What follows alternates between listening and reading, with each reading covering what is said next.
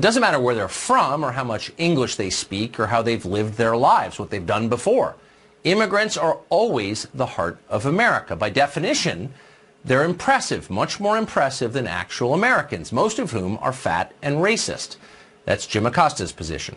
Or it was. You may have noticed that the other channels suddenly seem less eager to talk about immigration. They're de-emphasizing the issue. Why is that? Well, part of the problem may be the caravan, which actually exists and is in Tijuana, Mexico right now. Now, this should be good news for Mexico, if you believe what they've been telling us on TV. If there's one thing we know for certain about penniless Central American immigrants, it's that they tend to found a huge number of wildly successful tech startups. They're at the heart of your economy. And yet, the citizens of Tijuana don't appear to have gotten this message because they don't seem grateful for the caravan. Instead, they look highly annoyed that their city has been invaded by strangers. As the city's mayor noted, when people enter your country illegally, many of them are criminals. These people are coming in violently, unrespectfully, not as a good law-abiding citizen, and that's what hurt us. It's not all of them, but yes, a lot of them are not really nice people who want to work, who want to integrate to our economy. They're just troublemakers. A lot of them are not really nice people. They're troublemakers. Imagine an American mayor saying something like that on television. And it got more intense from there. Last night on this show, a Tijuana city councilman told us that the government had to intervene recently to keep Mexican citizens and the caravan members from throwing rocks at each other. Watch. We had to bring him over here because the neighbors from that part of town, it's called Playas de Tijuana, it's like Tijuana by the sea, they were getting mad and they even started throwing stones at each other. So we had him over here, like 360, but things got out of hand because it kept growing and growing. Throwing rocks at immigrants? That doesn't happen in this country. It does happen in Mexico, though. People who live in Tijuana are not American. So they haven't been told that expressing their honest views about immigration will get you fired. So they have no problem saying what they really think, and what they really think turns out to be very much like what Donald Trump really thinks, amazingly. Listen. Should this caravan have been stopped at the Guatemala border? Of course. I agree with that 100%. It should have. Your country have to be beware of these people because they are people, they are bad people. Because they don't belong here, they're just migrants, but it's like the same, in the same case, it's like when Mexican migrants going to the U.S., they're undocumented. You know of incidences here in Tijuana and in other cities that some of these people that are coming into with these caravans are committing crimes. This is not about racism. We don't dislike a certain group of people because they're from a country, one country or another. We are here because our government has not taken control of these, what we call invasion. Now, if you're CNN or MSNBC or NBC News or ABC, what do you do with an interview like that? You can't put it on the air because it doesn't make sense according to the rules you've established. You can't really argue that Mexicans are anti-Hispanic racists. That's what you call everyone else who's opposed to immigration. So what do? Well, you just pretend that none of this is happening. It's not real. And that's what they're doing. But that won't work forever. People tend to notice obvious things. They can't help it. And if they keep noticing obvious things, their views change. And that's why the consensus on immigration is changing fast. Even Hillary Clinton and John Kerry recently warned that mass immigration can destabilize countries, as it's done in Europe. They're right, of course. It's happening here, too. A new analysis of census data shows that 63% of non-citizens in this country receive some kind of welfare benefits. That's not what they told you, but those are the numbers from the census.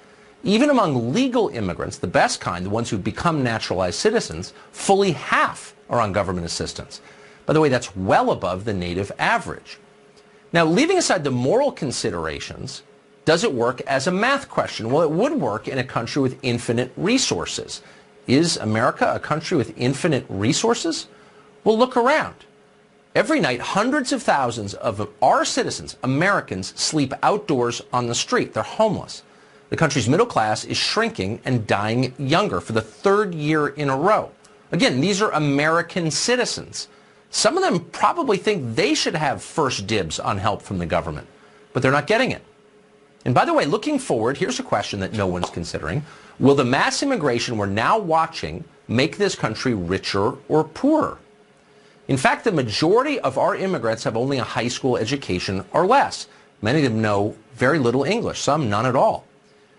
Now, that was a difficult problem to solve 100 years ago during our first major wave of immigration, but consider what it means now, at a time when automation is killing entire sectors of our economy.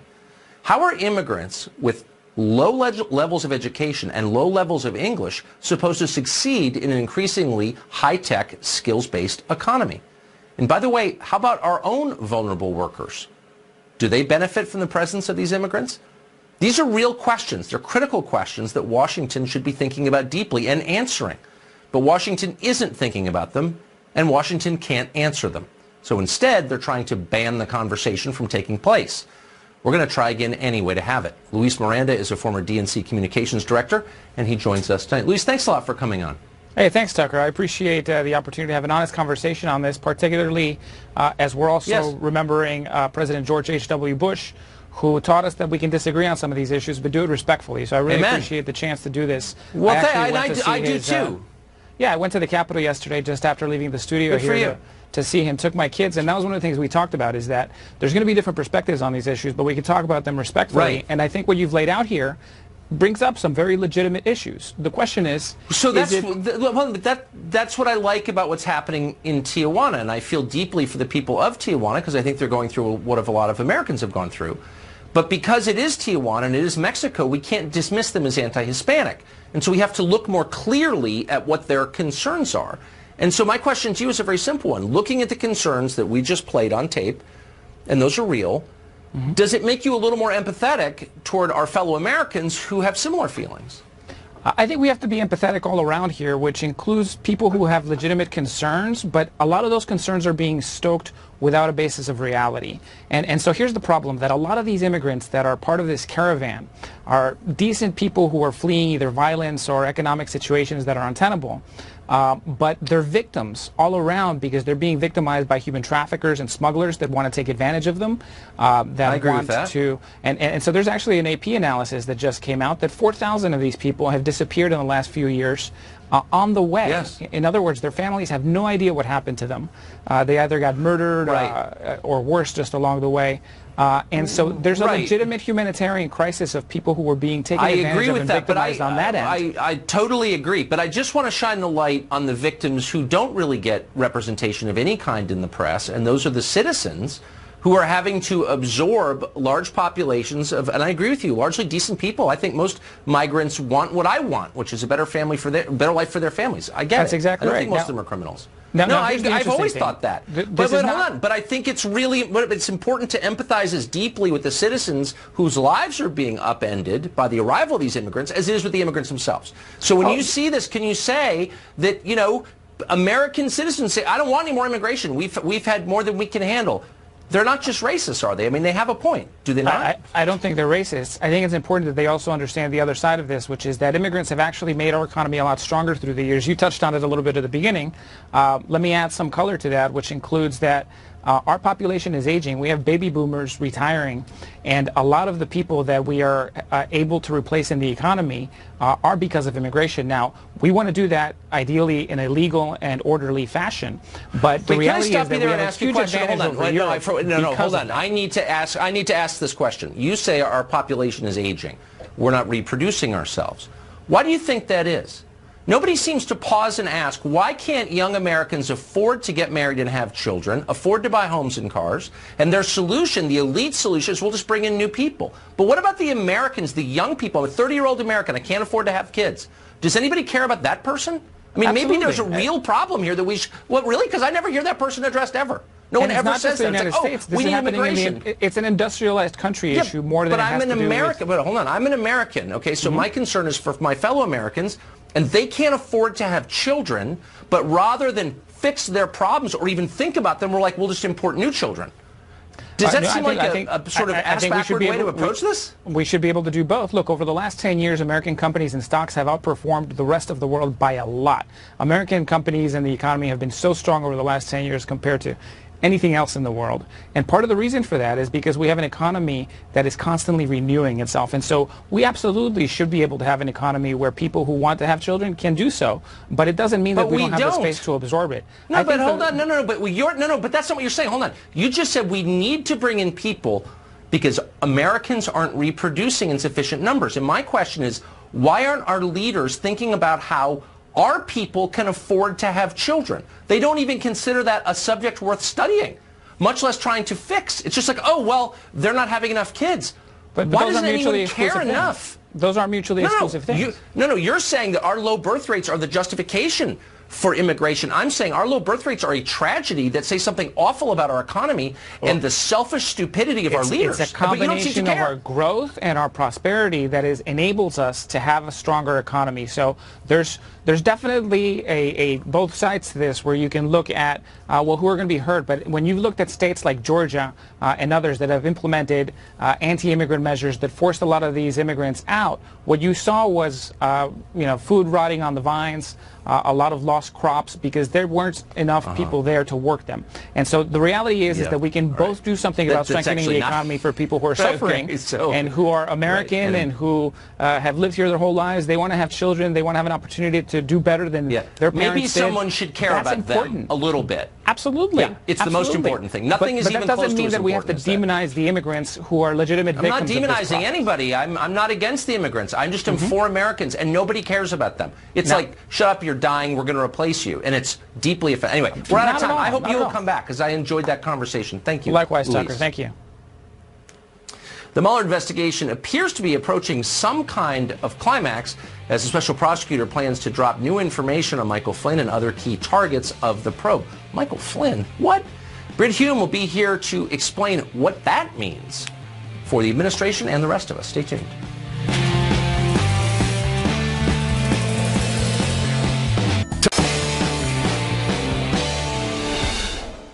Well, after a year and a half of investigations and much touted, but in the end, false breakthroughs, the Mueller investigation finally appears to be approaching something.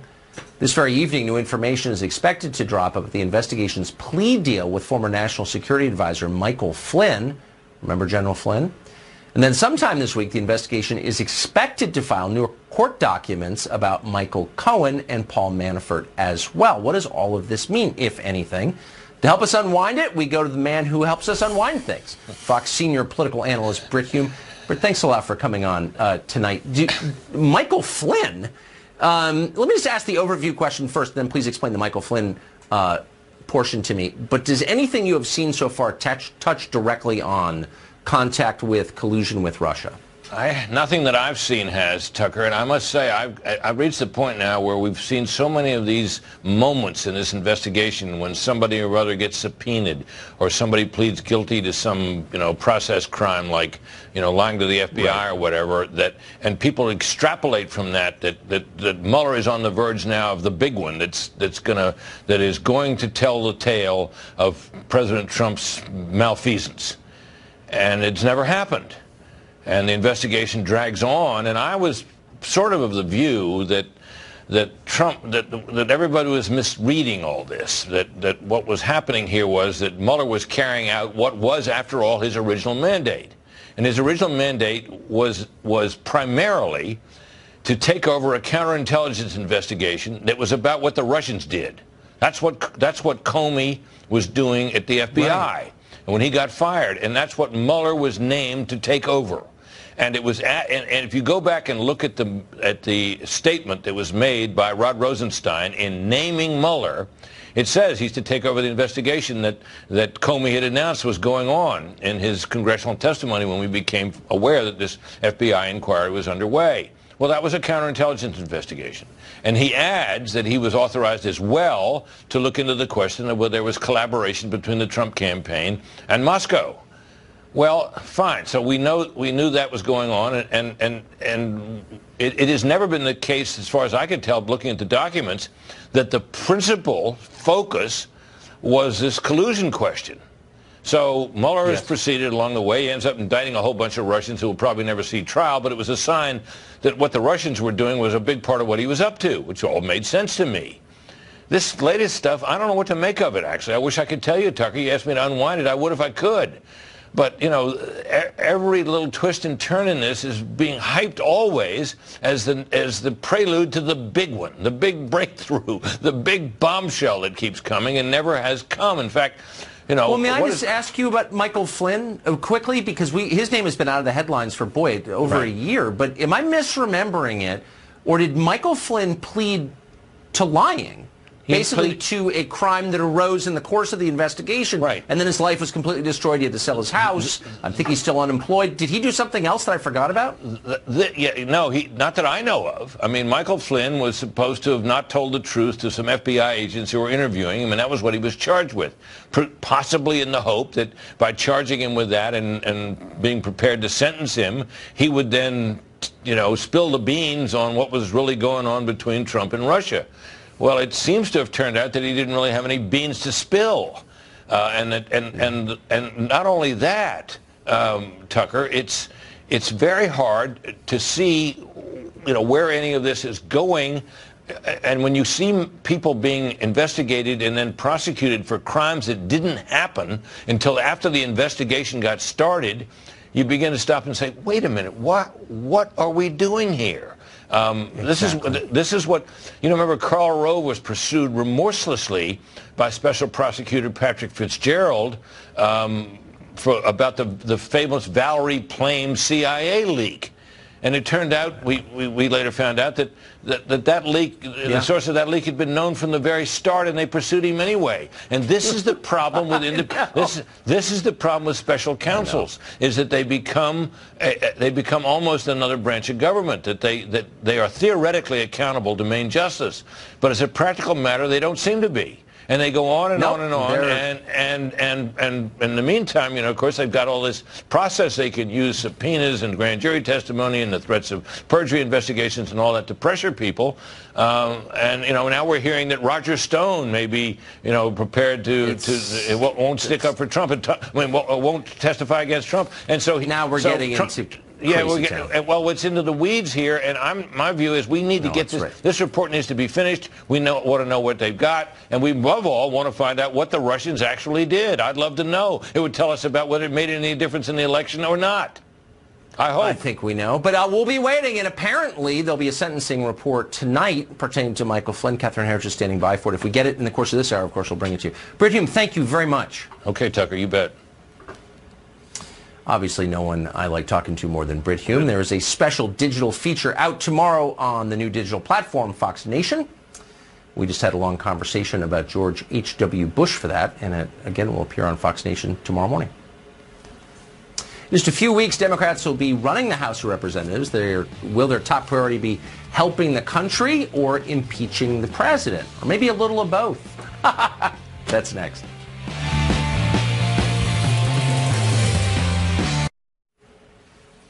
Well, Democrats took back the House in November's midterm elections. There are a lot of reasons voters may have given them back a share of power.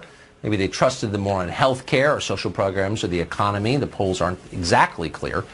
Newly elected Democrats say they plan to make a priority of legislation over investigations. But is that true?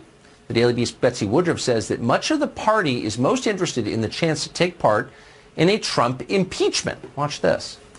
Democrats are lining up to get on House Judiciary because they're expecting it to be the place where the action is, in part, of course, because Nadler would be in a position to preside over any potential impeachment proceedings. Chris Hahn is a progressive radio host and former aide to Senator Chuck Schumer. He joins us tonight. Chris, thanks a lot for coming on. So I don't understand all the lying and embarrassment. So obviously Pelosi has decided, and she went through this again when she was Speaker in 2006, when Democrats wanted to impeach Cheney and Bush, and she said, we're not going to talk about that in public. She's trying to keep her troops from talking about impeachment. But the overwhelming majority of Democratic voters are for impeaching Trump, and why wouldn't they be? They've been told he's a war criminal. I get it. So why are we lying about what Democrats have a mandate to do from their voters? Impeach. Well, look, I think there's people in the party that would like to see some sort of investigation of the president, but I think the majority was won in suburban swing districts which want people to work on things like health care, changing the tax reform so it benefits the middle class, and other issues that they campaigned on. Most of the campaign was not about impeachment. I have always said to you, I don't believe we're at a point where impeachment will be a real thing, and I think impeachment has to be a bipartisan thing. Of course it has to be for removal in the Senate. I think Nancy Pelosi knows that. She will be the Speaker of the House. I do not think, barring some major revelation in the Mueller report, I don't think you will see impeachment on the agenda for the next Congress. Well, I think that's probably right because Democrats are terrified of her, and anyone who steps out of line is crushed. Poor Marcia Fudge got totally destroyed by Nancy Pelosi when she briefly suggested running against her. People are afraid of Pelosi. I get it. I'm just saying it doesn't make much sense. I mean, I've spent 2 years listening to Democrats say that this guy, comparing him literally to Hitler, and saying that he colluded with a foreign power, he's treasonous. Many people have said that. So if he's all the things that you've told us he is, why don't you have a moral obligation to impeach him this afternoon? I'm serious. Well, look, like I've said, unless there's something that both sides agree is criminal, ready for removal, I don't see Nancy Pelosi allowing that to go forward in the House. Look, we know what happened when they tried to impeach Bill Clinton. It made Bill Clinton stronger. You're right. You're right. Look, I get it. I agree with you as a political matter. You're absolutely right. And Pelosi's very smart politically, and she knows it'll hurt Democrats if she tries to impeach. She's and so brilliant. I'm sort of in jest encouraging you to impeach because it would hurt you. But I'm also sort of serious about this. Let's take your rhetoric seriously. How can you live in a country with a president who is like Hitler, who colludes with Vladimir Putin to destroy our democracy? He's literally evil. Well, they tell us here's that my answer. every day. Here's MSNBC my is answer to predicated that. on that idea. Yeah, no, seriously. My answer to that is we're not going to be able to remove him through impeachment. The only way to remove Donald Trump is to beat him at the election box. So what I have said and what others have said is Democrats should investigate where there's clear evidence of problems within his administration so that it makes it harder for him to get reelected in 2020. If you try to impeach him without the Republicans coming on board to actually remove him, it is a waste of time, it's a waste of political capital, and it will lead to the Democrats losing their majority and Donald Trump being reelected president in 2020. But if you run government good, if you put good bills in front of his desk that he will not sign, then he will have a hard time getting reelected. But is there a time when Democrats say, look, you know, we disagree with Trump on some things, not that many things, to be totally honest, on a policy level, not that many things, but some things. We don't like his style. We don't think he should tweet. But that time that we said he was a traitor to his country or like Hitler, we shouldn't have said that because that was like a grotesque overstatement that made us look stupid. And it was kind of wrong to talk that way. Is anybody ever going to say that?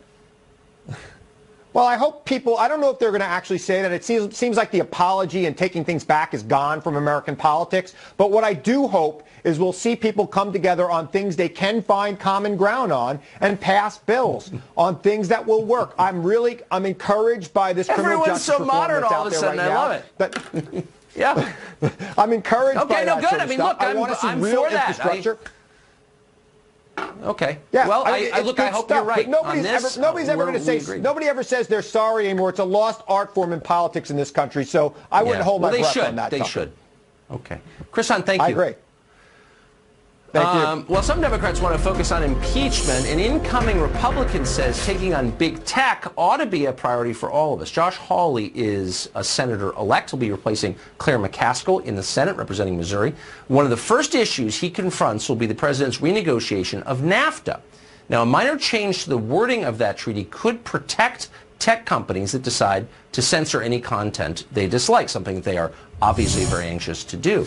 Senator-elect Hawley joins us tonight. Senator-elect, thank you very much for coming on tonight. Congratulations, by the way, on winning that seat. So I think most of our viewers are probably not aware of this. Most of them probably support renegotiating NAFTA. But this clause, tell us the potential implications of it.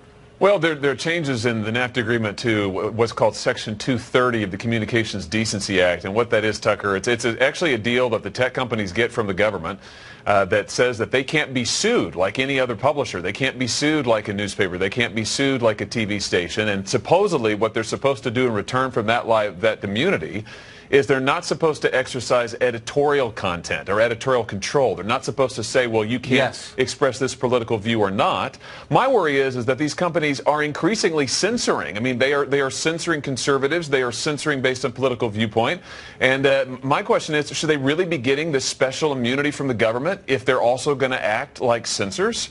And I think we need to take a hard look at that. Well, it's not clear why they have it. I mean, if I libel somebody, I can be sued. Fox News can be sued. You're a senator-elect. If you libel someone on this show, you can be sued. But Apple cannot be sued, Facebook, Google, the rest. Why should the U.S. government favor those companies in a way that they don't favor my company, for example? Yeah, I think that's a very good question. And look, I mean, let's be honest. These tech companies, Facebook, Google, Twitter, they have gotten huge, they have gotten powerful, they have gotten rich on the backs of this special immunity that they get from the federal government, on the back of what's called Section 230. And I think it's time we ask some hard questions. Yes. They're monopolies now. They're very powerful. They appear to be using their power to try and shut down political viewpoints that they don't agree with, usually conservative. And I think we need to ask, do they really deserve these special deals and special carve-outs that have allowed them to get so big and so rich?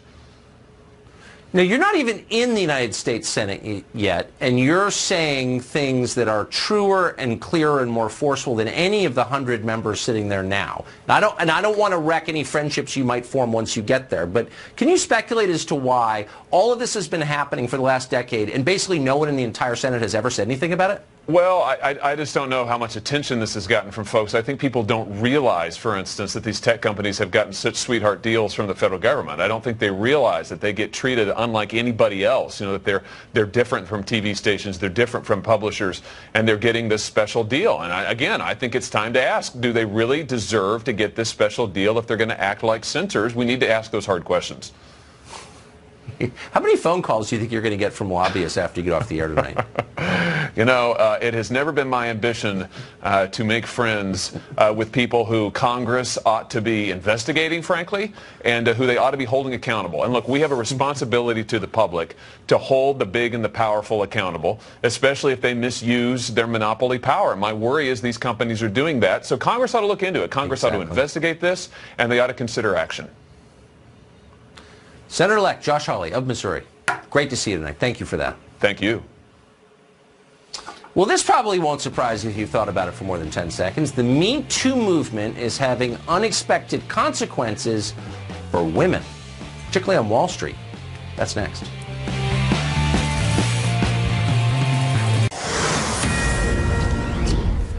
We've got a Fox News alert for you. The Mueller investigation has just filed brand new documents about former National Security Advisor Michael Flynn and his cooperation with the investigation, a sentencing guideline, apparently. Catherine Herridge has those documents, is reading them right now and assessing them. And we're going to go to her as soon as she has determined what they say. That'll just take about a minute. We'll be back. In the meantime, CNN President Jeff Zucker has already spent years remaking his channel from a basically centrist, sort of liberal news outlet to a platform for pushing pretty extreme political views and prosecuting his personal vendettas, mostly with the help of his marionette. Now, Zucker thinks it's time to aim even higher than that. In a recent appearance on David Axelrod's podcast, which people apparently listen to, Zucker says he's interested in running for office. How does Senator Zucker sound? President Zucker. Dictator for life Zucker. Whatever it is he decides to run for. His ambitions explain CNN's coverage decisions in the past couple of years. Now, if only they would update their name a little bit to ZCN, the Zucker Campaign Network. But it really does tell you a lot. Well, outgoing Senator Claire McCaskill now admits that her party's last-minute attempt to destroy Brett Kavanaugh's reputation and tar him as a rapist backfired. McCaskill says that attempt may be the reason she lost re-election in November. Tammy Bruce is a radio host and president of Independent Women's Voice. She joins us tonight. Tammy, thanks a lot for coming on. Interesting, we just spoke, actually, in the segment before to Josh Hawley, who beat her in that campaign in Missouri. I find it fascinating that she would say that out loud. Seems sort of honest for a politician to say something like that. Yeah, and look, I mean, she's free now, though, because she's not going back. Right. And that allows you some reflection about what's going on. But at the same time, this did not happen in a vacuum, right? This was not a one-off experience. And she should know, because in her political work, she's helped facilitate to a large degree this notion that due process should end, and that due process is not a good idea, particularly on college campuses, which is where, you know, a lot of people have watched this unfold, that if you are accused as a young man on a campus, you are suspended. Questioning the accuser makes you a sexist or a misogynist, and then you lose perhaps your tuition and your scholarships, etc. So we've seen this move through society in little pockets that maybe not everyone noticed, but we saw it happening on campus. It was inevitable, Tucker, that this would happen in the halls of the Senate where they make law, and I think she's realizing, maybe too late, obviously, that what she'd helped facilitate before has now come back in a very serious dynamic and has harmed her and her party. Yeah, and of course, a female senator loses her seat in the name of female empowerment. Kind of interesting. So where does, I mean, do you see this, taking 3 steps back, do you see this fervor, the intensity of this moment, accelerating in the next couple of years, or calming down and the rest of us regaining our senses a little bit, like Claire McCaskill? Yeah, this is not unusual for the Democrats. We can expect the Democrats to once again not know when to stop. They will want it to accelerate. They will make the mistake of trying to do that. And especially since they took the House, they're going to think that all of this activity actually helped them. It didn't. And I think and this is going to be up to the Republicans and to fair-minded Americans to remind their loved ones and their families that this is not what we do, that due process matters, that ideas matter. This is the Republicans are going to have to deliver. The president is going to have to really step up to make sure that, you know, this conversation is a fair one and is led appropriately, because we know bad things do happen to women. We want them to get justice, obviously. I've spent most of my adult life working on that. But men are partners in this. That due process and fairness is imperative for all of us. Women will be the first to lose, as I've argued through this entire dynamic. Well, that's actually... And that men are already losing very badly. Well, so you said that from day one. Literally, when the Harvey Weinstein story broke, and we're all horrified, you were horrified, I was horrified, you said in that segment, I'll never forget it, this could whip around and hurt women as well as innocent men. Well, we're getting yet another story suggesting that may be true. The Me Too movement hurting women's employment prospects in many sectors, but in this story, it's on Wall Street, according to Bloomberg, because men are afraid to hire them. That's right. Does this story, it's a sad story, does it surprise you? It doesn't, and yet it's a reflection of the fact that this was always about dividing men from women, that in fact men are our allies on this issue, that the majority of men don't do what Harvey Weinstein was doing, that you know, and this is where we've lost that dynamic, and so all men are afraid. Whereas, in fact, they should be the individuals who help us the most with their brothers and with the men that they work with in their fraternities.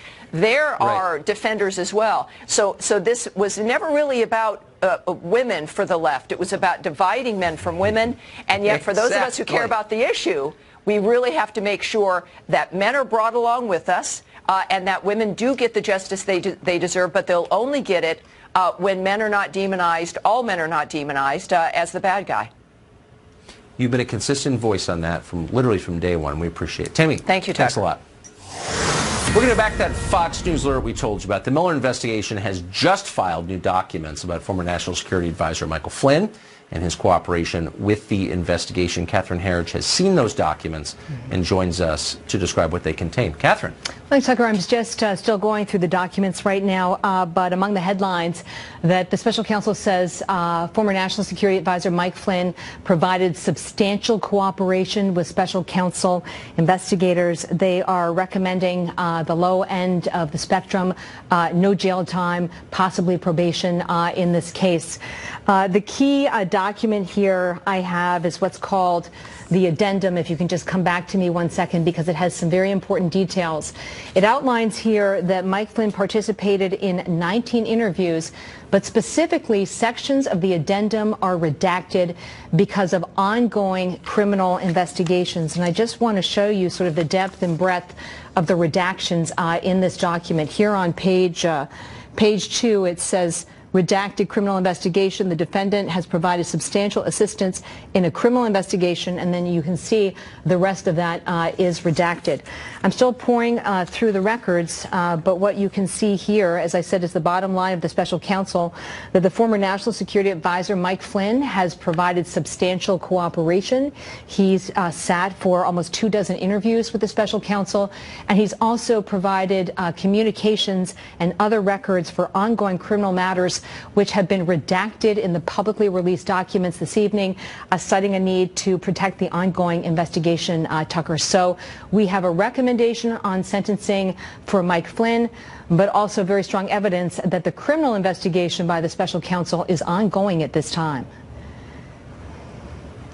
So just to be clear, the sentencing that you're referring to would be for the crime to which he pled guilty, which was lying in the course of the investigation to it. So it was a perjury charge, and he might have faced actual prison time. He could have. The max for lying to federal investigators, which is a violation of USC 1001, is up to 5 years. In this particular case, given he has no prior offenses, the high degree of cooperation, it was always expected that it would be somewhere between 0 and 6 months. What the special counsel is recommending is no jail time here based on his level of cooperation. You're right to highlight that, but the other big headline based on the documents is that this addendum that outlines how Mike Flynn has cooperated is heavily redacted, as I showed you here, and they've done that because they want to keep that information secret. They don't want it to be public, because it would tip their hand, if you will, to the ongoing criminal matters that involve other individuals. Tucker.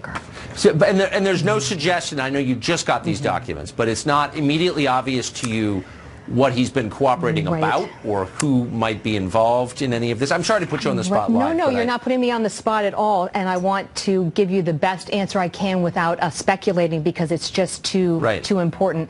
What it speaks to is that he's been providing cooperation, documents, and testimony about allegations of collusion with the Russians and members of the Trump campaign.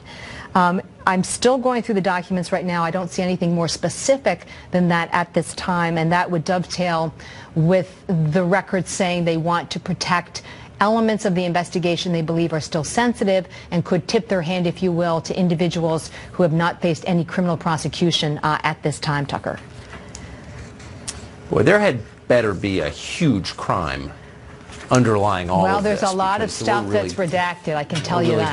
We're really going through a lot. Yeah. And so if this winds up just being a bunch of stupid perjury charges, I mean, someone should be punished for it. Anyway, Catherine, thank you so much. You're welcome. And we're going to go back. If you stumble upon anything we need to know about, we're going to go back to you, of course, before we get off the air at 9. Catherine Herridge, thanks very much. Well, vegans aren't just coming after your hamburgers, though they are. They want you to change the way you speak. They're going after your language. Bringing home the bacon, that's out. But so are a lot of other phrases you may enjoy. An actual vegan joins us next to tell us what you can't say. Stay tuned.